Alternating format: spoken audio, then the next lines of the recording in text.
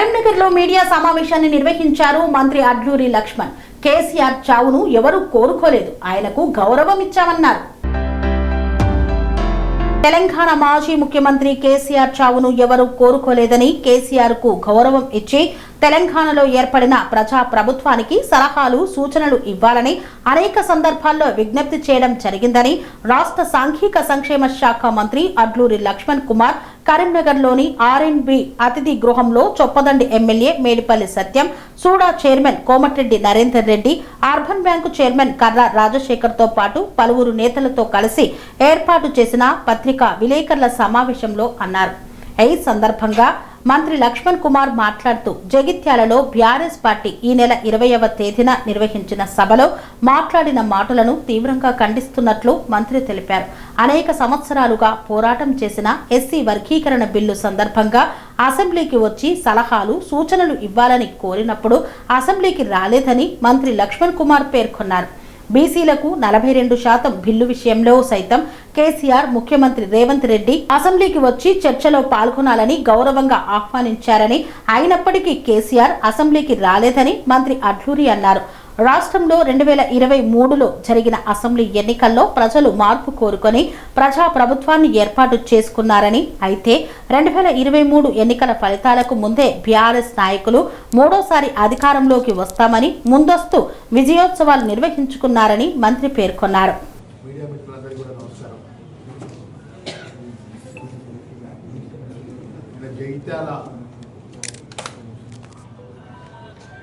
జరిగినటువంటి BRS party బహిరంగ సభ, వారి యొక్క పార్టీ బహిరంగ సభలో మాజీ ముఖ్యమంత్రి కేసీఆర్ గారు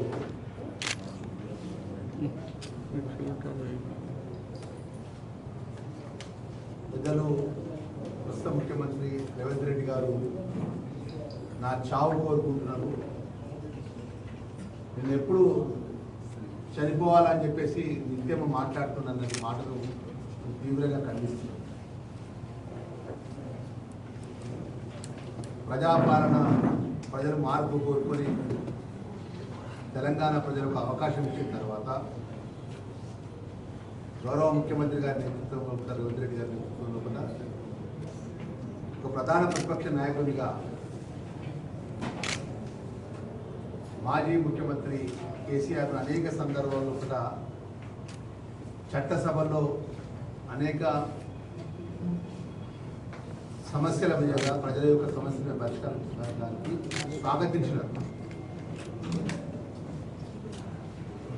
ఈ రాష్ట్రానికి సంబంధించిన ఇరిగేషన్ సమస్య విషయంలో కానీ, ఈ రాష్ట్రంలో ఆర్థికంగా ఈ హయాంలో జరిగిన అంశాల విషయంలో కానీ, ఈ రాష్ట్రానికి సంబంధించిన అనేక అంశాల విషయంలో కూడా 42% బీసీ కులకరణ విషయం చర్చ విషయంలో కానీ, ఏబిసిడి వర్గీకరణ చట్టసభలు చర్చ విషయంలో కానీ ప్రధాన ప్రతిపక్ష నాయకుడు ప్రజల పక్షాన వచ్చి మాట్లాడతారని చెప్పేసి అనేక సందర్భంలో కూడా స్వాగతించింది తప్ప ఇప్పుడు కూడా వారి యొక్క చావును కోరుకోలేదు. మరి వారు మాట్లాడితే తెలంగాణ ఆగమైపోయిందని మాట్లాడుతున్నారు. ఈ 2.5 సంవత్సరాల ఒకట ముఖ్యమంత్రి రేవంత్ రెడ్డి గారి నేతృత్వంలో పరిపాలనలో ఒకట తెలంగాణ ఆగమైపోయింది, పునర్నిర్మాణం కోసం నేను బయటకు వచ్చిన దేనికి ఆగమైపోయిందని చెప్పి 2014 నుంచి 18 నుంచి 23 వరకు మేమే రాజులం, మేమే మంత్రులం, మూడోసారి కూడా రాజ్యం మాదే అని చెప్పి 23 డిసెంబర్ ఎన్నికలు ఉంటే 23 జనవరి నుంచే మీరు విజయోత్సవాలు చేసుకున్నారు. మీ అందరికీ తెలుసుకుని మీడియా మిత్రులంతా సాక్ష్యం.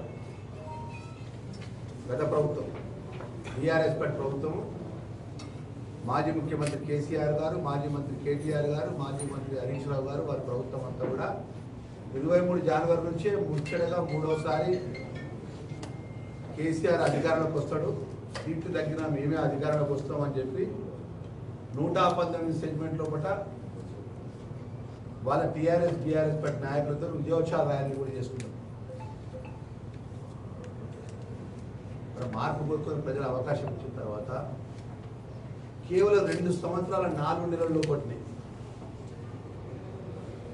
ఆగమైపోయింది అని చెప్పి అంటున్నాడు. ఒకసారి టీఆర్ఎస్ పార్టీ నాయకులంతా ఒకసారి ఆత్మపరిశీలన చేసుకోవాలి. ఆ రోజు 23 డిసెంబర్లో ప్రజాపాలనలో కూడా గౌరవ ముఖ్యమంత్రి రేవంత్ రెడ్డి గారు ప్రమాణ స్వీకారం చేసినప్పుడు మీ రాష్ట్ర ప్రభుత్వం ఇచ్చిన బడ్జెట్ పరిస్థితి, ఈ రాష్ట్రంలో ఆర్థికంగా ఉన్నటువంటి సంక్షోభం ఏ విధంగా మీ రాష్ట్రాన్ని అప్పచెప్పి మా మీడియా మిత్రులకు ఒకటి మరి కేసీఆర్ రావాలి. ఎందుకు పోవాలి రేవంత్ రెడ్డి గారు ముఖ్యమంత్రి గారు? అర్హత ఉన్న వాళ్ళు రేషన్ కార్డు ఇచ్చినందుకు పోవాలా? ప్రతి కుటుంబానికి సన్నబియ్యం ఇచ్చినందుకు పోవాలా? 200 యూనిట్ కరెంటు ఉచితంగా ఇచ్చినందుకు పోవాలా?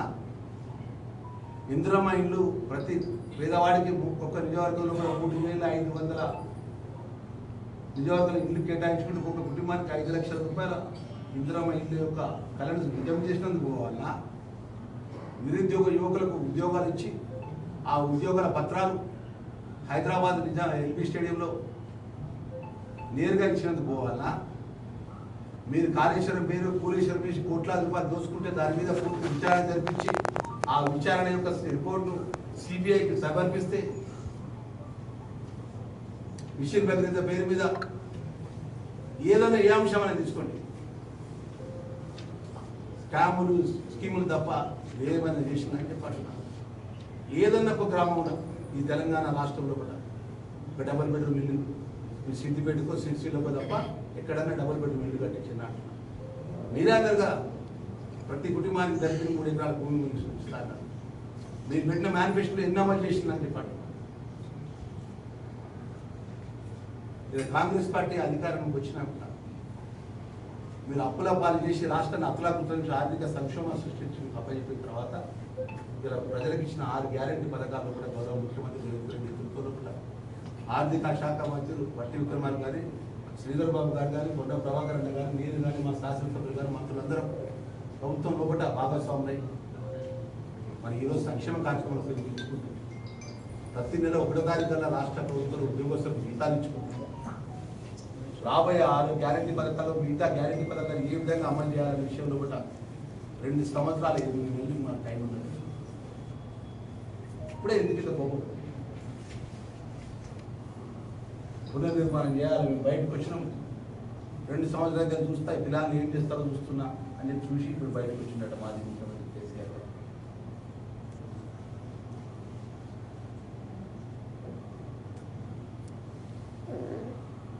రైతులు రుణమాఫీ చేసినాం, వడ్ల కొనుగోలు కాడ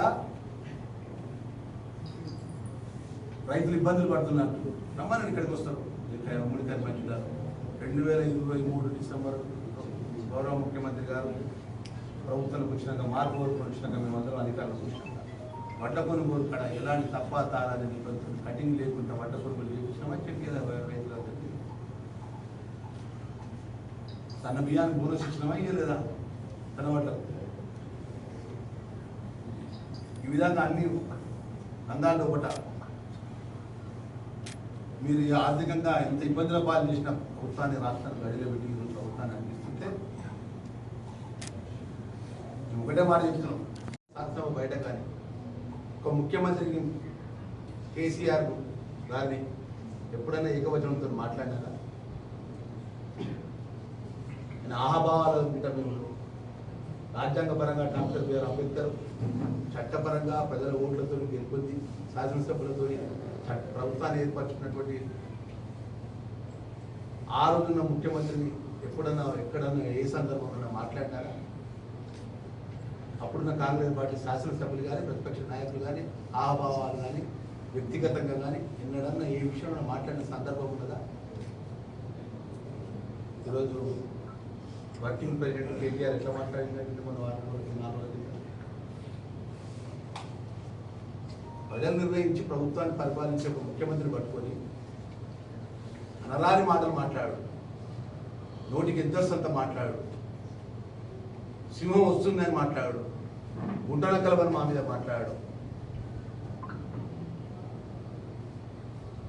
ప్రజలు ఓట్లు ఇస్తే మీకు గెలిచినామంటే ప్రజలు ప్రభుత్వాన్ని మార్పుకొని ఆశీర్వదించారు. మరి ఆ విధంగా మీరు మాట్లాడే సంస్కారం ఈ 2 సంవత్సరాలు 4 నెలలకు ఎందుకు ఆక్రోశం అని చెప్పాలి. నేను మొదటిసారి శాసనసభ్యుడు అయినా మా మీడియా మిత్రులు చాలా సీనియర్ తెలుస్తున్నాం, చాలామంది మీడియా మిత్రులు ఇక్కడి నుంచే జిల్లా పరిషత్ చైర్పర్సన్గా నా రాజకీయ జీవితాన్ని మొదలుపెట్టాను. నేను శాసనసభలో అనుకున్నాను, చట్టసభలో ఉన్నప్పుడు చాలా హోదాగా ఉంటారు, విషయం మీద తెలుసుకోవాల్సినటువంటి మాలాంటి కొత్త వాళ్ళకు సబ్జెక్ట్ తెలుసుకోవాల్సిన అవకాశం ఉంటుంది. అంటే ఎట్లా అంటే హరీష్ రావు గారు కానీ, కేటీఆర్ కానీ, పల్లరాజేశ్వర రెడ్డి గారు కానీ, జగదీశ్వర్ రెడ్డి గారు కానీ, ప్రసాద్ రెడ్డి గారు కానీ, నిన్న మొన్న తెలిసిన కౌశిక్ రెడ్డి గారు కానీ, కోరుట్ల ఎమ్మెల్యే కానీ మాట్లాడితే ఏకవచనంతో మాట్లాడితే చట్టసభలో ప్రభుత్వమే దాడి చేసి ఎట్లున్నదంటే అసలు వీళ్ళు వాళ్ళ అధికారంలో ఇది కలనా నిజమా, వాళ్ళెందుకు ఆ సీట్లో కూర్చున్నారు, ముఖ్యమంత్రిగా అసలు రేవంత్ రెడ్డి మీద కూర్చున్నారు అనే విధంగా అవమానపరంగా సభలో మాట్లాడడం.